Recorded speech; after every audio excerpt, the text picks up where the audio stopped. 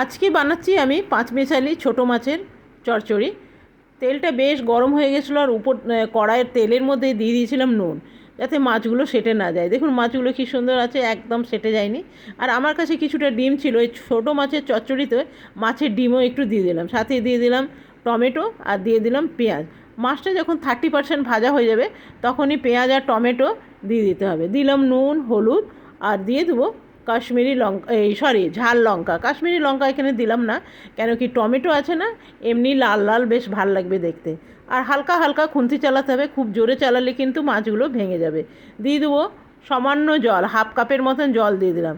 দেখুন মাছ রান্নাটা আমার একদম রেডি হয়ে গেলো। এগুলো গরম গরম ভাতের সাথে অসাধারণ লাগবে খেতে। দেখছেন এটা একদম তৈরি হয়ে গেছে।